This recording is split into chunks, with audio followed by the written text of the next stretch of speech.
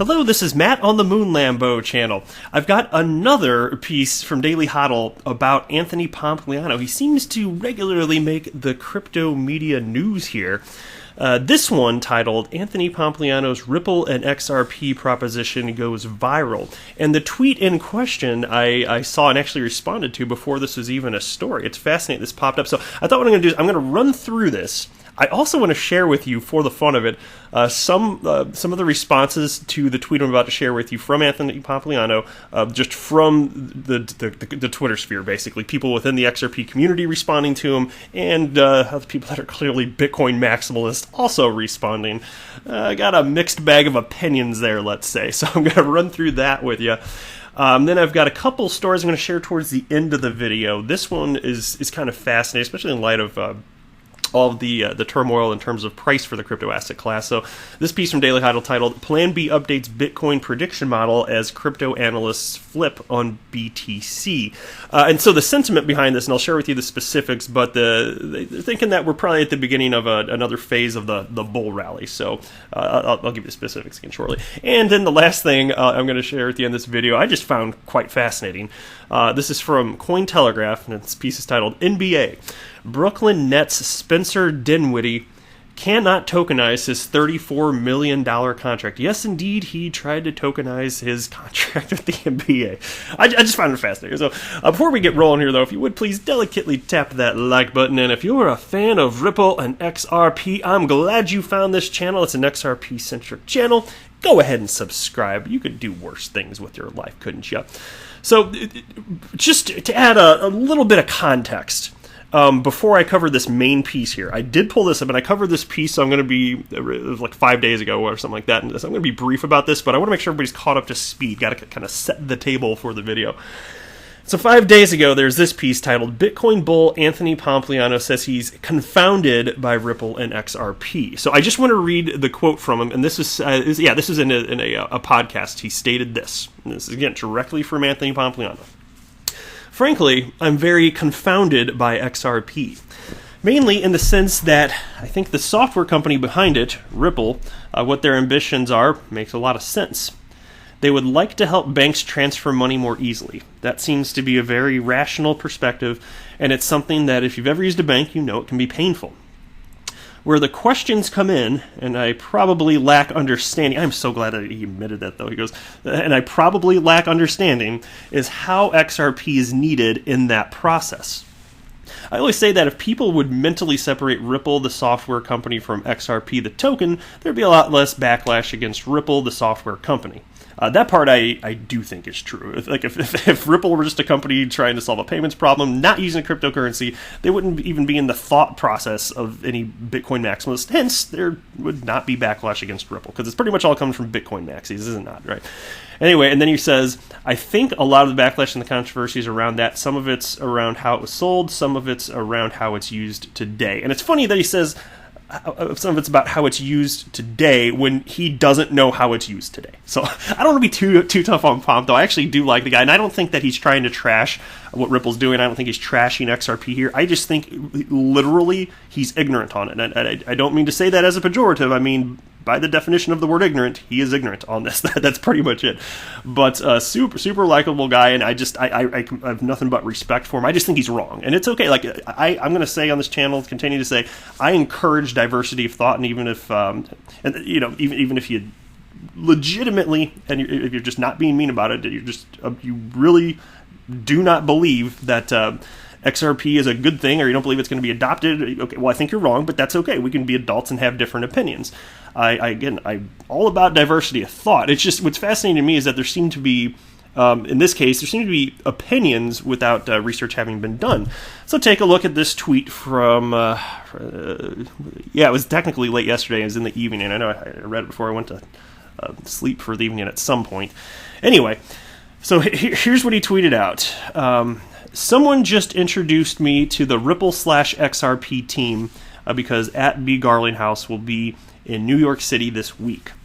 Should I record an episode of Off the Chain with him? And that's Anthony Pompliano's podcast. I've listened to it before. He writes, if so, what should I ask him?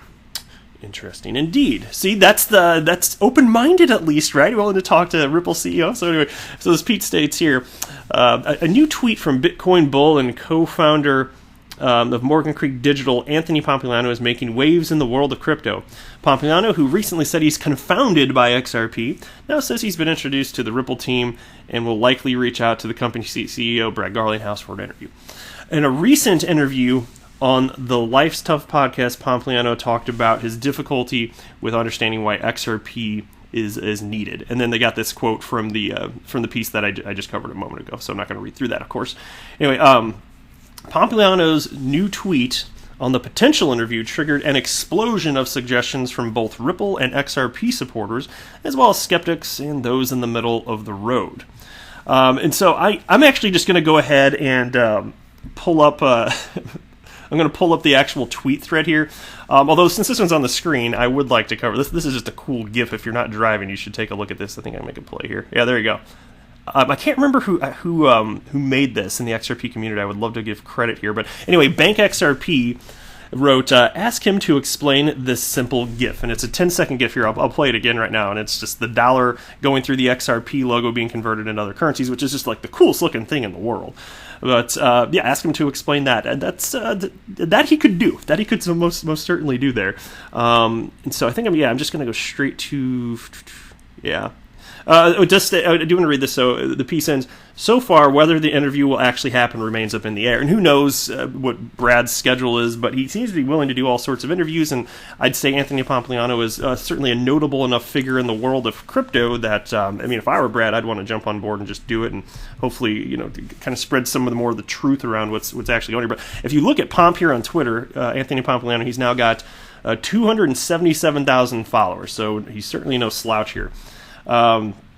So here's some of the responses to this, though. So fellow XRP YouTuber Sam writes, yes, and this is in response to Pomp's tweet from yesterday. Should I do an interview with him for my Off the Chain podcast? Okay. And he writes, yes, you're missing one of the biggest opportunities in our lifetimes. What should you ask? Take your questions about Ripple/XRP and form them into some questions. You could ask what gives Ripple an advantage over the existing SWIFT system. How does RippleNet level the playing field, and what will that mean for banks and financial institutions across the spectrum? If everything goes according to plan and the marathon is won, what does that look like for Ripple in 5, 10, and 20 years? Happy to offer more if he accepts. I like this response from digital asset investor, fellow XRP YouTuber.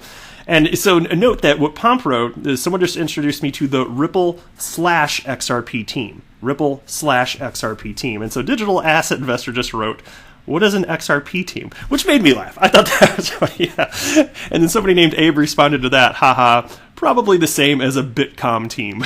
And then Bitcom, they're referencing, I think it was Maxine Waters, who now infamously said Bitcom when intended to reference Bitcoin, so Bitcom team. Oh, Lord. And then you got Julia12 here wrote, of course, I might ask him what seems to be a recent shift to remittance and shying away from banks, how he perceives regulations affecting crypto as a whole, not just XRP. If he thinks there will be just one, and to discuss their specific focus on cross-border payments.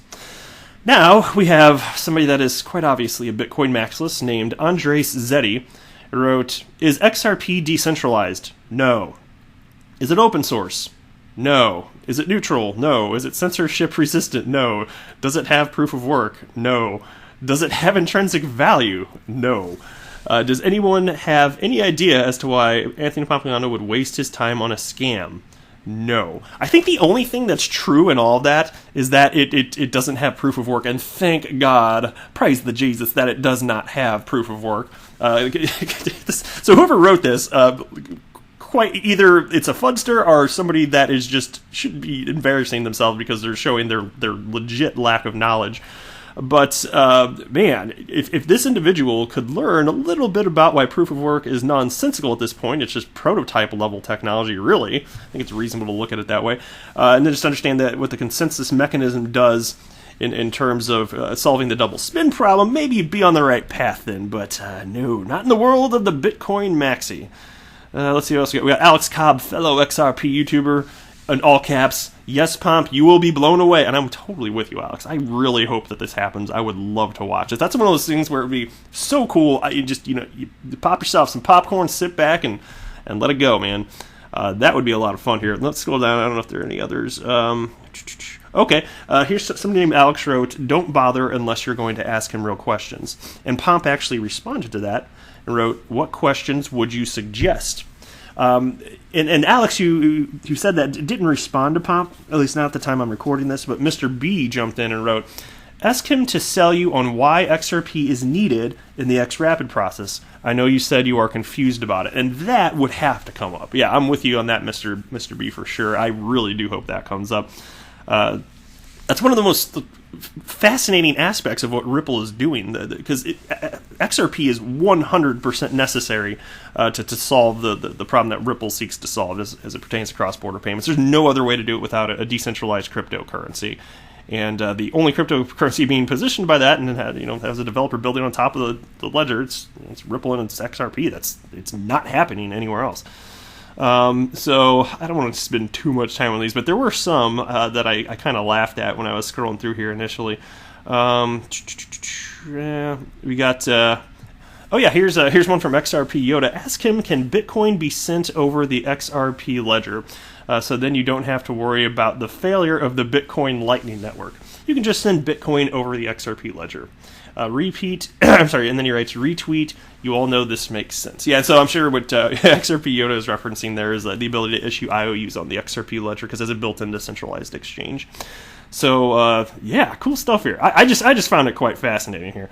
But I'll go ahead and hop into the next piece now. I got tagged in this and it made me chuckle, so I thought I'd just share it.